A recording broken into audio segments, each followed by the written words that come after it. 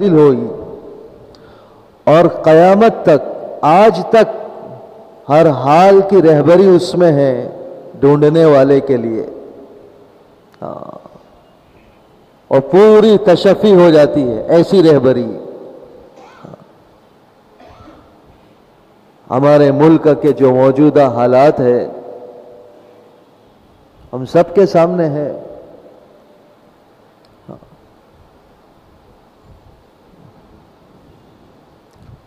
پیغمبر اسلام صلی اللہ علیہ وسلم پر کیچڑ اچھالا جا رہا ہے، یکے بعد دیگرے ایک سلسلہ چالو ہو گیا ہے۔ مسلمان کیا کرے ان حالات میں؟ قرآن کی رہبری کیا ہے؟ میں قرآن کی آیت پڑھتا ہوں، 4 پارے میں ہے، سورہ آل عمران کی، لَتُبْلَوُنَّ فِي أَمْوَالِكُمْ وَأَنفُسِكُمْ۔ اللہ نے پہلے فرمایا تمہاری ضرور آزمائش ہوگی، تمہارے مال میں بھی اور تمہارے جانوں میں بھی۔ مالی آزمائش آئے گی، مال ضائع ہو گیا، کاروبار ٹھپ پڑ گیا، پہلے جیسے کاروبار نہیں چل رہا ہے، مال برباد ہو گیا، چوری ہو گیا، لوٹ لیا، یہ مالی آزمائش ہے۔ ایسے قانون بنے کہ آمدنی کم ہو گئی،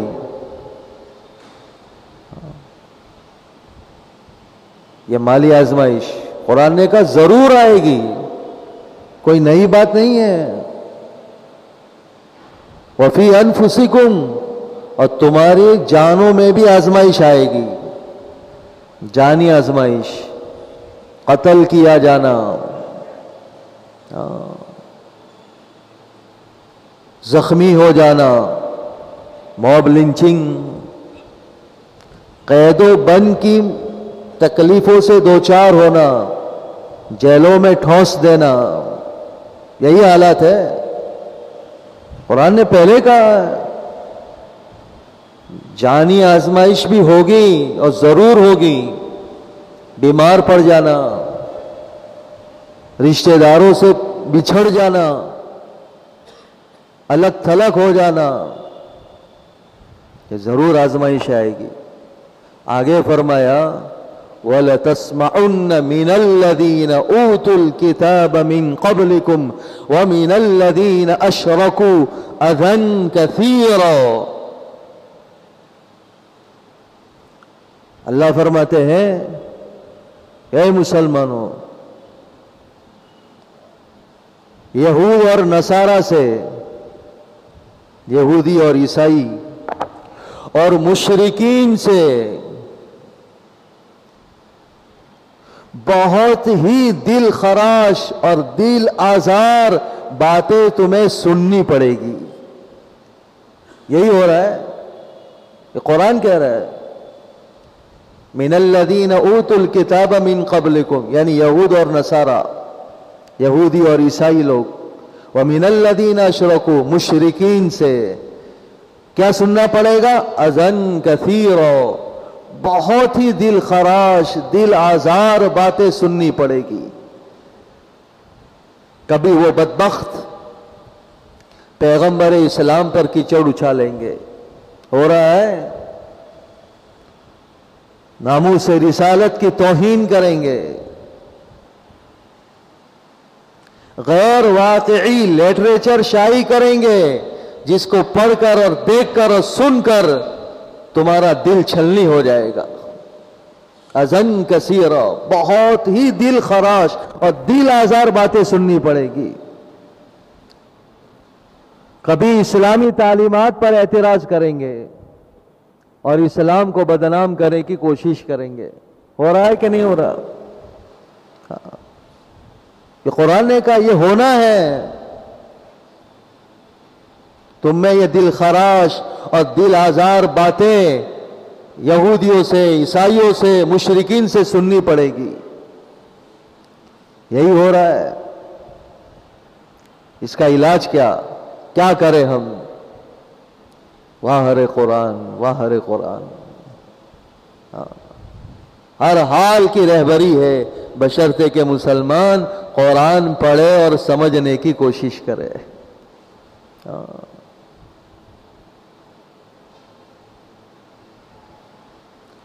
سمجھنے کی کتاب ہے، دستور زندگی ہے. میں کیا کروں؟ قرآن بتا رہا ہے. حالات پیش آئے، میرا ریئیکشن کیا ہونا چاہیے؟ میرا قوم کا انفرادی ریئیکشن، اجتماعی ریئیکشن، قرآن رہبری کرتا ہے. قرآن نے کہا وَإِن تَصْبِرُوا وَتَتَّقُوا فَإِنَّ ذَلِكَ مِنْ عَزْمِ الْأُمُورِ. مالی آزمائش بھی ہے، جانی آزمائش بھی ہے. ارے یہی ہو رہا ہے نا میرے بھائیو، دل خراش باتیں سننی پڑ رہی ہے، چھلنی ہو جاتا ہے دل. کیا کرے؟ قرآن نے دو باتیں بتائی ہے، اس کا علاج دو باتیں ہیں. پہلی بات فرمائی تصبروا، صبر کرو. اس کا علاج صبر ہے. صبر کس کو کہتے ہیں؟ ہم صبر کا مطلب سمجھتے ہیں ہاتھ پر ہاتھ رکھ کر بیٹھے رہنا، کوئی تدبیر نہ کرنا، کوئی اس کا علاج نہ کرنا، کوئی کوشش نہ کرنا کہ اس کا نام صبر ہے. نہیں میرے دوستو، صبر اس کا نام نہیں ہے.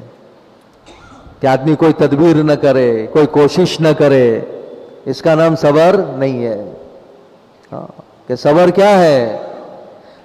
ان حالات سے آدمی دل تنگ نہ ہو، گھبرا نہ جاوے، ہمت نہ توڑ دے، کم حوصلہ نہ ہو جاوے، بے ہمت نہ ہو جاوے، عاجز اور لاچار اور بے بس نہ ہو جاوے، بلکہ ہمت رکھے، حوصلہ رکھے اور نہایت ہی دانش مندی کے ساتھ قدم اٹھاوے، یعنی تدبیر کرے.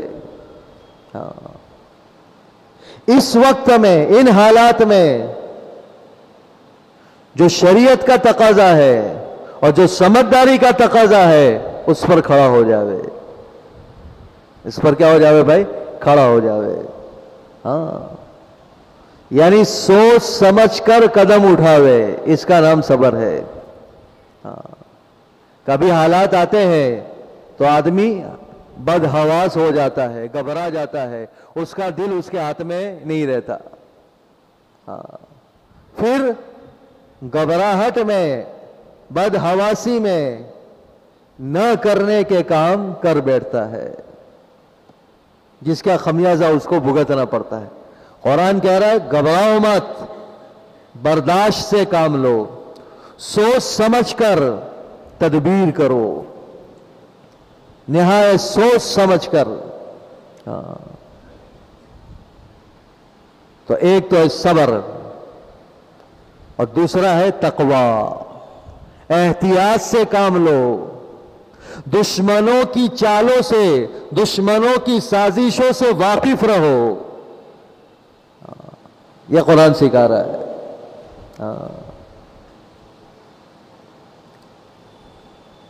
برداشت سے کام لو، دانش مندی کے ساتھ تدبیر کرو، احتیاط سے کام لو اور دشمنوں کی چالوں سے واقف رہو.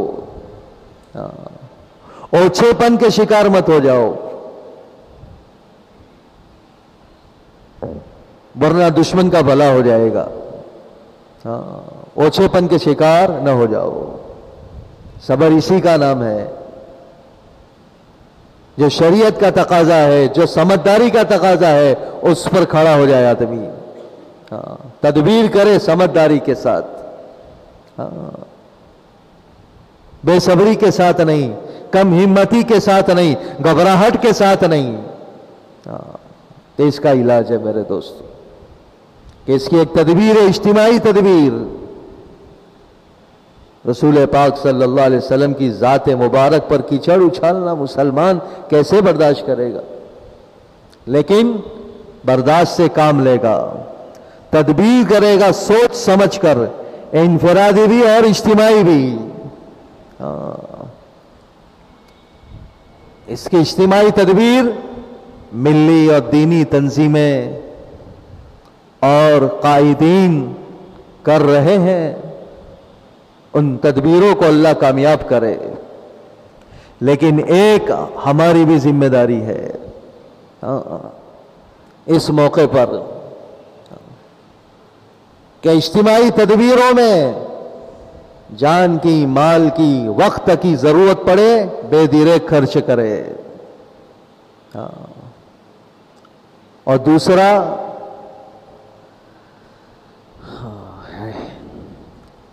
اصل بات یہ ہے دوستو کہ مسلمان تعلیمات نبویہ سے دور ہو گیا ہے. نبوی طرز زندگی سے مسلمان دور ہو گیا ہے. اس لیے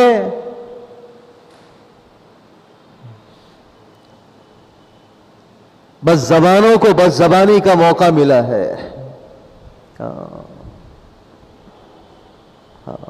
اس لیے اب ہماری ذمہ داری ہے ہم نبی اکرم صلی اللہ علیہ وسلم کی ایک ایک سنت کو جان کر اپنی زندگی میں اپنائیں. پھر یہ ہمارا عمل یہ لوگوں کو دعوت دے گا اور لوگوں کو مجبور کرے گا محمد الرسول اللہ صلی اللہ علیہ وسلم کی تعظیم اور تکریم پر، بلکہ آگے بڑھ کر محمد الرسول اللہ کو اللہ کا رسول ماننے پر. اب اپنے نبی کا تعارف کرائے، اپنے نبی کا پریچے کرائے. ہم نے کرایا ہی کب ہے؟ ایک اپنی زبان سے، اپنے قول سے، اور دوسرا اپنے عمل سے. خالی زبان اور قلم سے تعارف کرانا کافی نہیں ہے. زبان سے، قلم سے اور اپنے عمل سے ہم سراپا متبع رسول بن جائے. کھانے میں، پینے میں، کمانے میں، مال کمانے میں، مال خرچ کرنے میں، ماں باپ کے ساتھ سلوک کرنے میں، بیوی کے ساتھ سلوک کرنے میں، بیوی ہے تو شوہر کے ساتھ سلوک کرنے میں، رشتہ داروں کے ساتھ سلوک کرنے میں، پڑوسیوں کے ساتھ سلوک کرنے میں، بزنس پارٹنر کے ساتھ سلوک کرنے میں، مزدور کے ساتھ، کسٹمر کے ساتھ سلوک کرنے میں، محلے کے لوگوں کے ساتھ سلوک کرنے میں، برادران وطن کے ساتھ سلوک کرنے میں ہم نبوی نمونے کو اور نبوی طریقے کو اپنائے. پھر دیکھیں دوستو کہ ہمارا ہر عمل نبی اکرم صلی اللہ علیہ وسلم کی سنت کے مطابق ہو. ہماری زندگی یہ لوگوں کو دعوت دے گی. ہمارا کردار، ہمارے اخلاق، ہمارا طرز زندگی، ہمارا طرز تجارت، ہمارا طرز معاشرت یہ لوگوں کو مجبور کرے گا محمد رسول اللہ کون تھے. نہیں جانتے میرے دوست. غیر تو غیر ہے. ہم نے بھی اپنے پیارے آقا کو سمجھا نہیں ہے اور نہ سمجھنے کی کوشش کی ہے.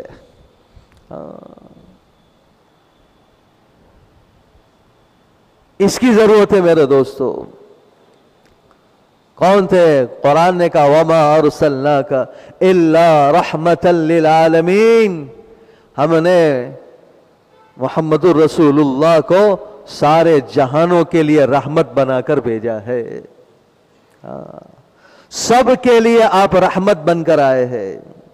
مردوں کے لیے، عورتوں کے لیے، غریبوں کے لیے، امیروں کے لیے، حاکموں کے لیے، محکوموں کے لیے، کمزوروں کے لیے، طاقتوروں کے لیے، بیماروں کے لیے، تندرستوں کے لیے، غلاموں کے لیے، آقاؤں کے لیے، مسلمانوں کے لیے، نان مسلم لوگوں کے لیے، بلکہ عالمین فرمایا.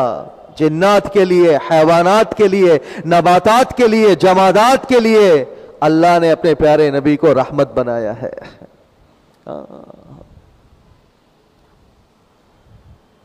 عیسیٰ علیہ السلام آسمان پر تشریف لے گئے، اللہ نے زندہ اٹھا لیا. اس کے بعد 600 سال تقریباً ایسے گزرے ہیں پوری دنیا میں کہیں کوئی نبی موجود نہیں تھے. ساری دنیا برائیوں سے بھری ہوئی تھی، کفر سے، شرک سے، ظلم سے، سفاکیت سے، درندگی سے، بے حیائی سے، بے شرمی سے. نہ جان محفوظ، نہ عزت محفوظ، نہ مال محفوظ. ساری دنیا کا یہ حال تھا. طبقے تھے انسانوں کے، ایک معزز طبقہ، ایک رذیل اور گھٹیا طبقہ. انسانوں کے ساتھ جانوروں جیسا سلوک کیا جاتا تھا. انسانوں کی شکل میں درندے اور بھیڑیے جی رہے تھے.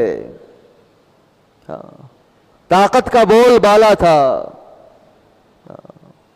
کیا انسانیت، کیا تہذیب، کیا شائستگی، کیا اخلاق، ندارت. ایسا ظلمات اور اندھیرا تھا. پوری دنیا کا یہ حال تھا، پوری دنیا کا.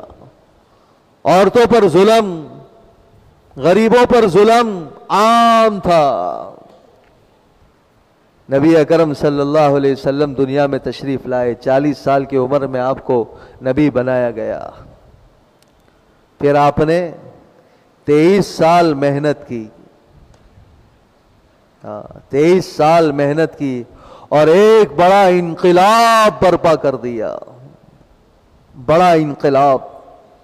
پھر آپ کی صحبت میں اور تربیت میں رہ کر جو تیار ہوئے صحابہ صحابیات، انہوں نے ساری دنیا میں گھوم پھر کر چل کر نبی علیہ الصلوۃ والسلام کی زندگی کو اور آپ کے لائے ہوئے دین کو اور آپ کے لائے ہوئے طرز حیات کو ساری دنیا میں عام کیا.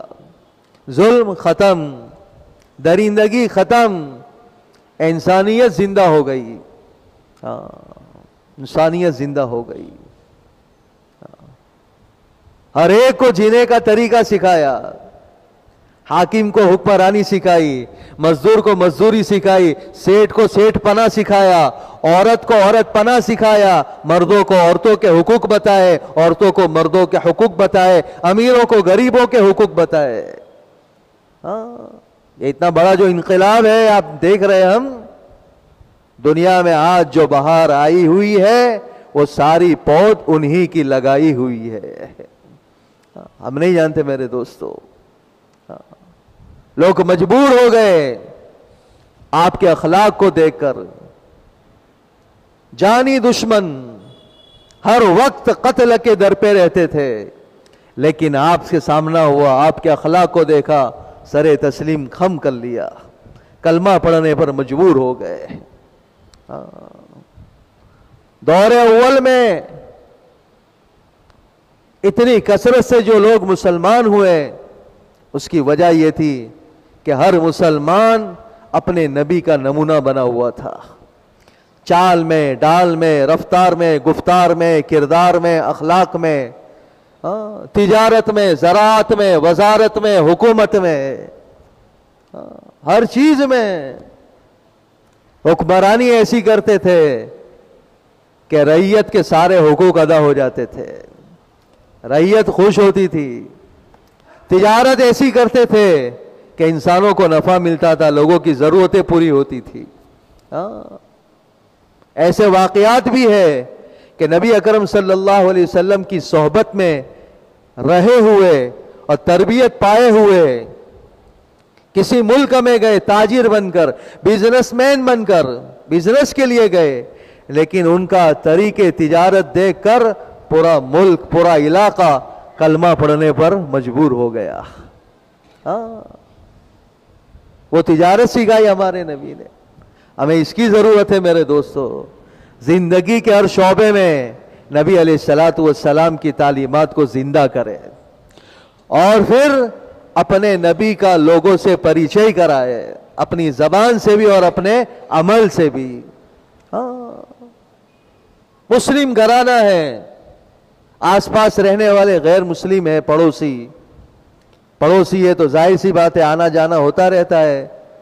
اب مسلم گھرانے میں بیٹیوں کی اور بیٹی کی شادی کا موقع آیا مسلم گھرانہ تھا، دیندار تھا. ہاں اس نے اپنے بیٹے اور بیٹیوں کی شادی سنت طریقے پر کی، جو نبی نے نکاح کا طریقہ بتایا تھا.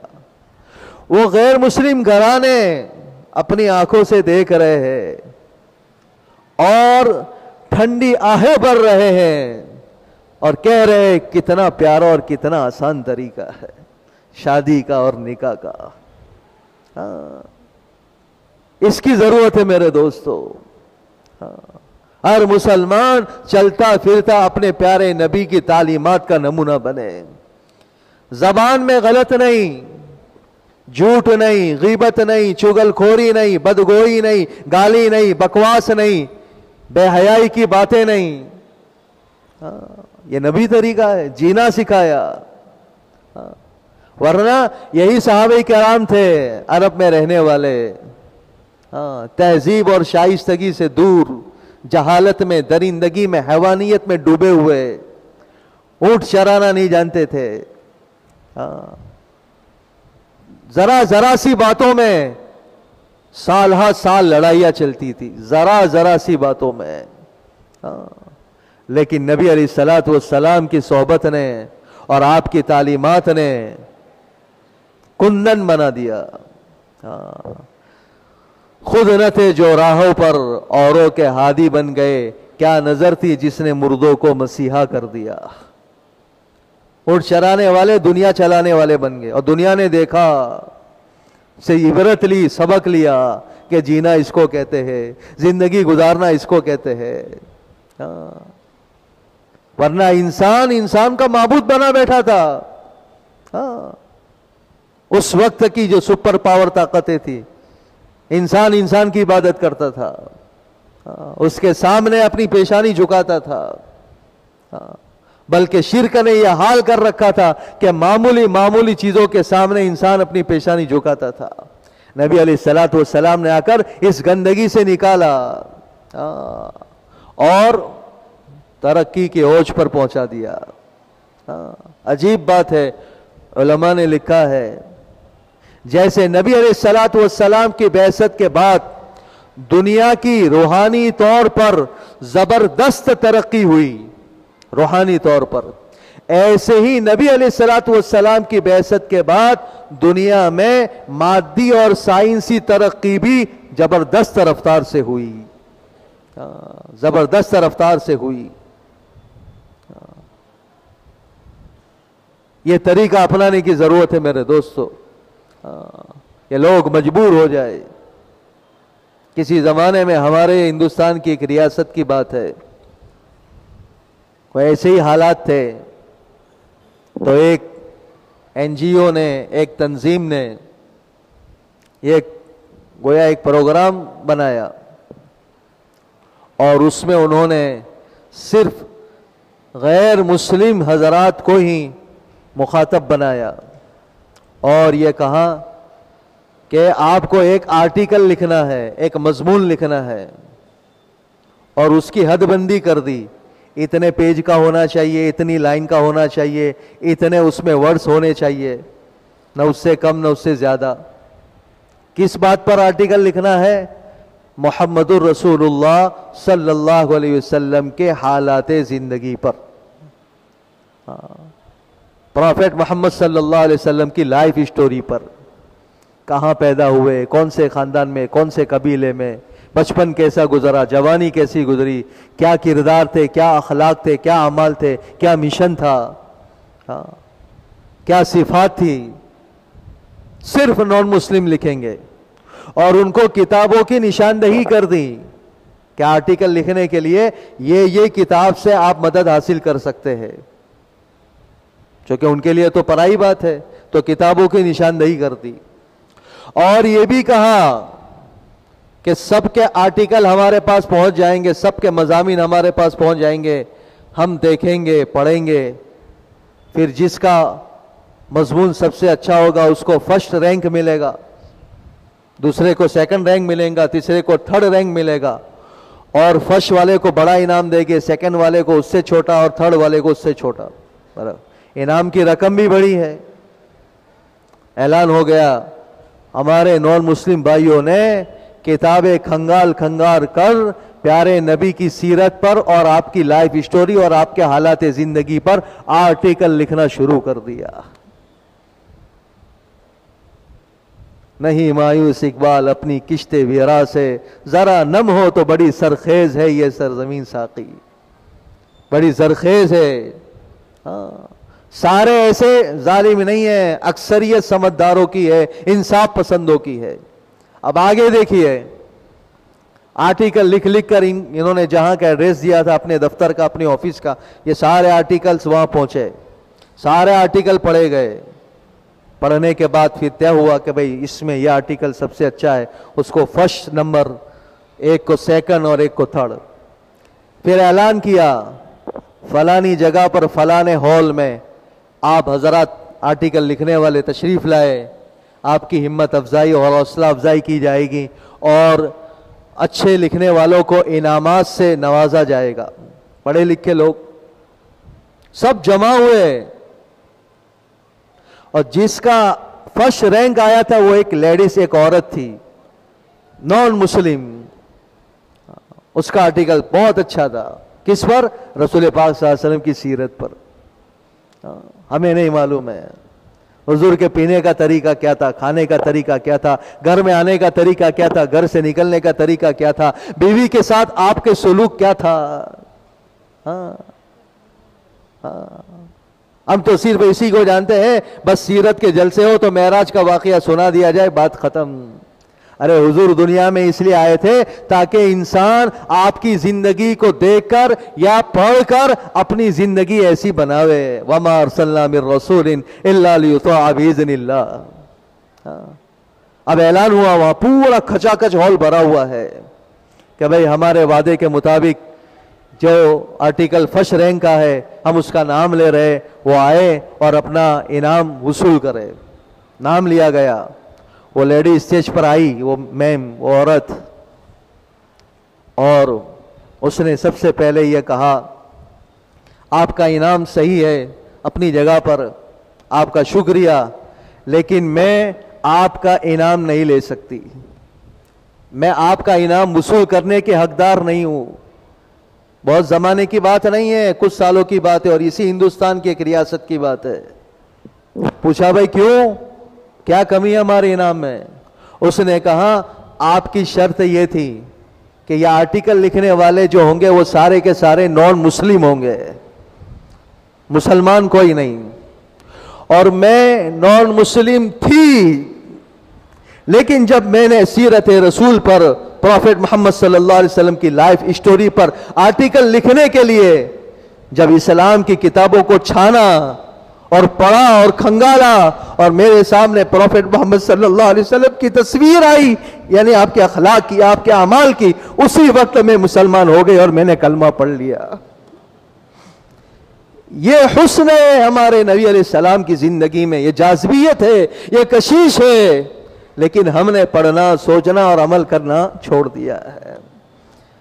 کوئی تو بات ہے، کوئی تو بات ہے. یورپ والے کیوں اتنا اسلام کو اپنا رہے جو بات میڈیا میں نہیں آ رہی ہے؟ کیوں اپنا رہے؟ اسلام میں، پیغمبر اسلام میں، قرآن میں، اسلامی تعلیمات میں انسانیت کی، جان کی، مال کی، عزت کی، آبرو کی پورے طریقے پر حفاظت ہے. اس لیے میرے دوستو یہ موقع ہے، سب سے پہلے توبہ کرے. آج تک جو غفلت ہوئی اللہ معاف کر دے، اور ارادے کرے، عزم کرے، آج سے سنت کے مطابق زندگی گزاریں گے، نبی کے پیروکار بن کر زندگی گزاریں گے، اور اپنی زبان سے، اپنے قلم سے اور اپنے عمل سے دنیا کے انسانوں کو اپنے پیارے نبی کا تعارف اور پریچے کرائیں گے. ضرورت ہے میرے دوستو، نہیں معلوم ہے انہیں کون تھے، اور جو جانتے ہیں وہ تو ہم سے بھی آگے بڑھ جاتے ہیں. آج کی ضرورت یہ ہے میرے دوستو، سب سے پہلے اس کی کہ ہم اپنی زندگی میں تبدیلی لاوے، اپنے آپ کو رسم و رواج سے دور رکھ کر سنت کا تابع بنائے، اور اسی میں خیر ہے. اسی میں خیر ہے. دنیا کے بھی فائدے ہیں اور آخرت کے بھی فائدے ہیں. ایسا نہیں ہے کہ صرف آخرت بنے گی نبی علیہ السلام کے طریقے پر چلنے، نہیں، دنیا بھی بنے گی اور آخرت تو ہے ہی ہے. دنیا میں بھی عزت پائیں گے اور آخرت میں بھی عزت پائیں گے. اللہ ہمیں عمل کی توفیق نصیب فرمائے. وآخر دعوانا الحمدللہ رب العالمین.